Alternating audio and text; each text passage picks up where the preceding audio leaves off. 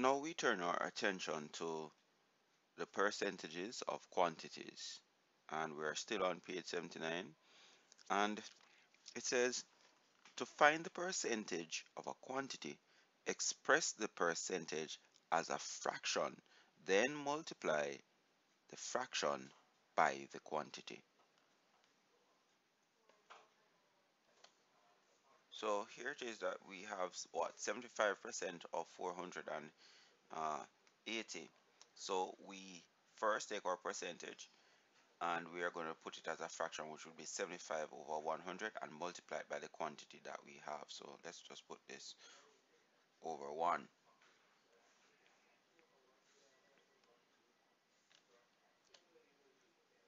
So let us reduce as best as possible.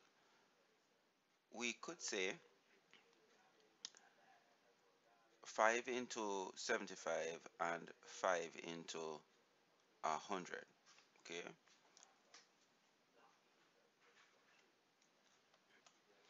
but that would take us a long time to work that out, but we would eventually get there. But quickly, the highest common factor of 75 and 100 would be 25. So we could say what 25 into 75 goes 3 times, and 25 into 100 goes 4 times. So here we have 3 quarters, 3 over 4. Now we are going to find 3 quarters of uh, 480. So 480, 4 could go into 480 120 times, because 4 could go into 4 one time, 4 could go into 8 two times, and 4 into 0 give us 0. And we now multiply our numerators. That would have 1 there. So 3 times 120. 3 times our 0 would be 0.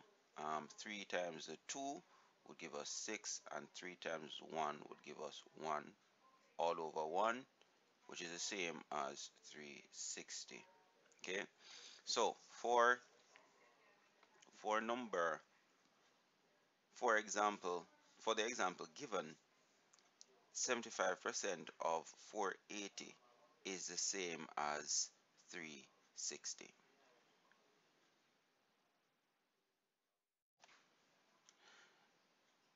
Some people are going to have issue with this 3 quarter, and how, teacher, how you just use 25 just like that, and 25 into 75 would be 3 times, and so on.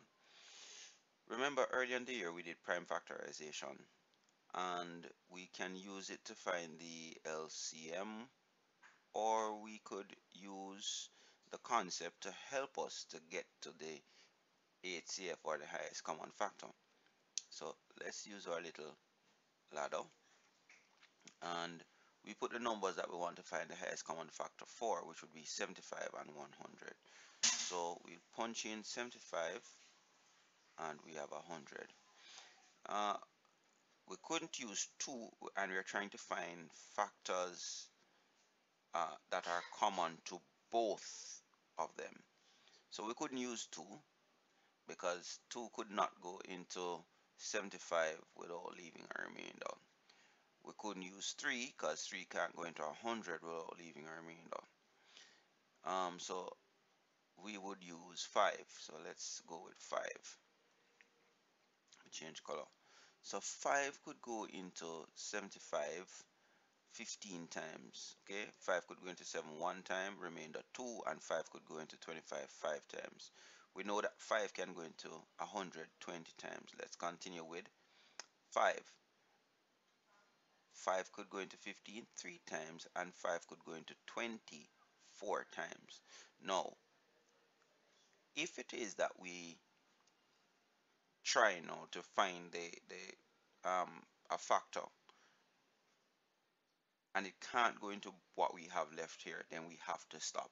So what we will do, we will multiply whatever we have outside here, and that would be 25, because this would be 5 times 5, or it's 5 square. So 5 squared, the same as 5, 5 times 5 is 25. So the highest common factor of 75 and 100 is 25. Now, I like to point out that when we use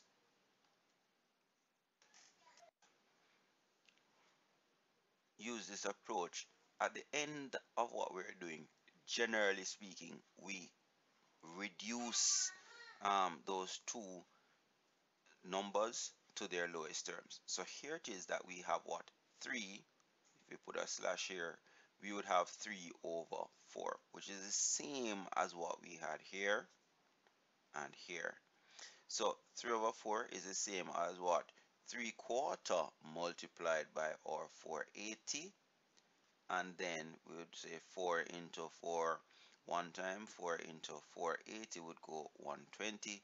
3 times 120 would have given me 360 over 1, which is the same as 360. So for exam purposes,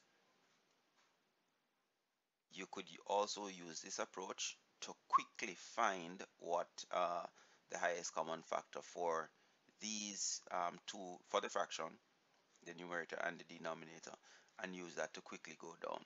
If not, using 5, you would still get there. It would just take you a few more calculations.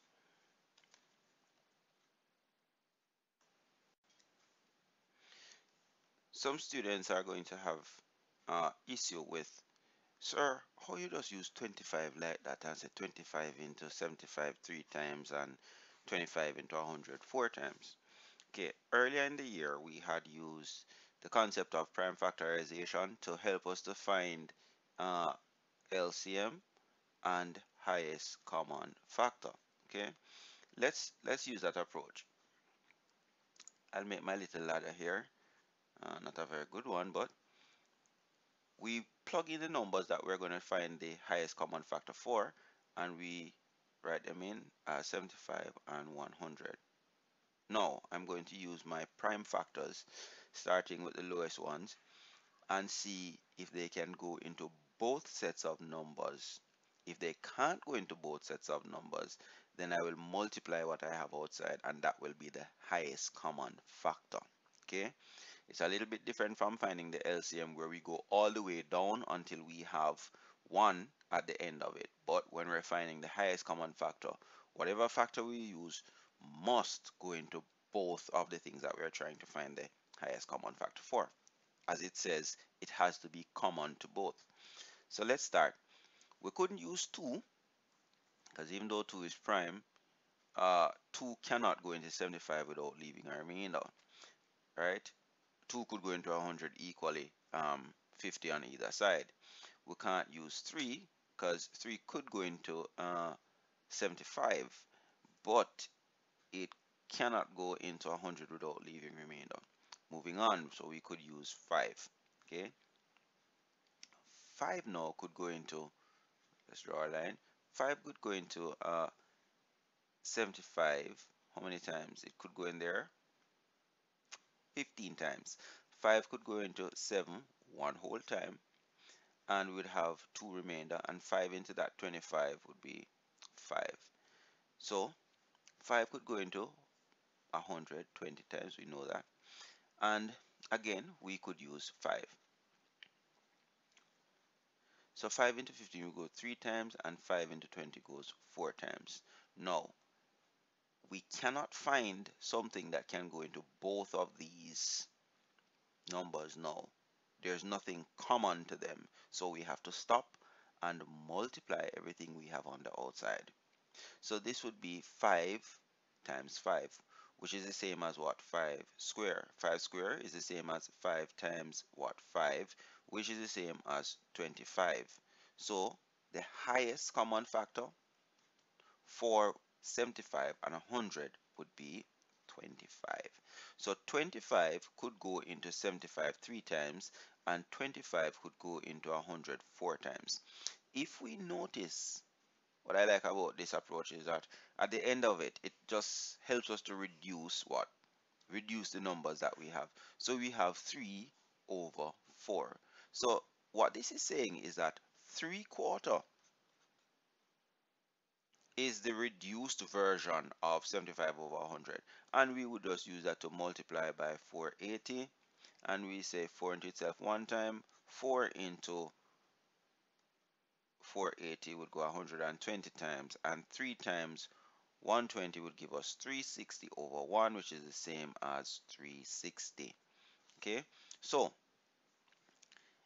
just to make sure that we understand the concept, we are going to use the highest common factor to complete it in the fastest way possible for exam purposes. If you're having difficulties, you could have used 5. It would only take you a few more calculations to get to the right answer. Okay? But finding the highest common factor is the easiest and fastest way to go. And if you can't find it, don't worry. Start with a smaller factor that's common to them, and then you continue. So let us go now to the exercise. Exercise 6, we're on page 79, and we are going to calculate each of the following. Number 1 says, what is 55% of 1000? So here we have our 55%, and then we change it out to a fraction, being 55 over 100, and we multiply it by the quantity. So where we have our of, we put the multiplication sign, and we put our what? Our quantity over 1 to complete it as a fraction. So now, very quickly, we could say 0 cancel 0 and 0 cancel 0.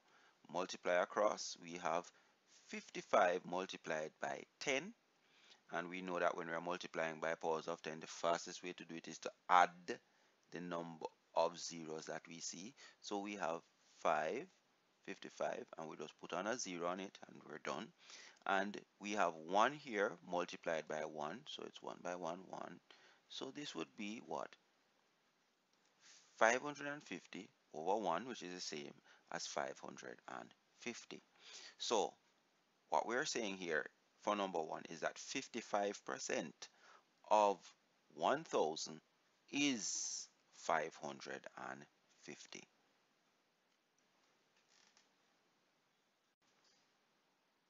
Number 2. Number 2 asks us to find 75% over 108. So we're going to say 75%, change it out to a fraction, which would be 75 over 100 multiplied by 108 over 1. We now move on, and we try to cross cancel as best as possible. We know from the introduction that 75 over 100 is the same as 3/4 using the highest common factor 25. 25 into 75 goes 3 times, and 25 into 100 will go 4 times. This is the same now as saying 3/4 multiplied by 108 over 1. 4 could go into 108. We could say 4 into the 10 would go 2 times, leaving a remainder of 2, and 4 into 28 could go 7 times. So now we need to multiply across, numerator by numerator, and the denominator by denominator. So we would have 3 times 27. So we could set it out here if we wanted to work it like this, and 3 sevens would be 21, and we carry 2, and 3 twos would be 6, 6 and 2 would be 8, so we have 81. Numerator 81, and we have 1 here multiplied by 1, which would give us 1. So this is the same as saying 81 divided by 1, which would give us our answer of 81. So for number 2, 75% of 108 is equal to 81.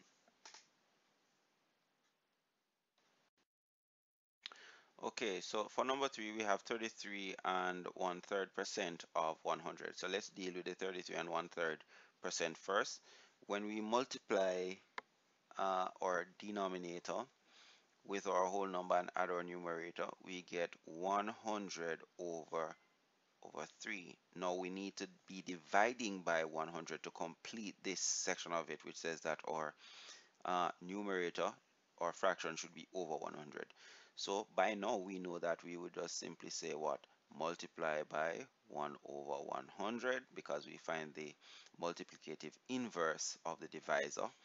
And then we multiply by what? Our quantity.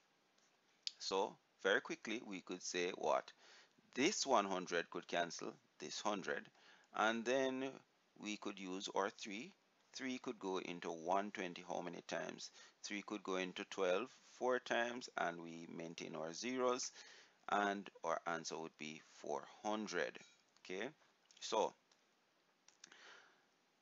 33 and a third percent of 1200 is equal to 400.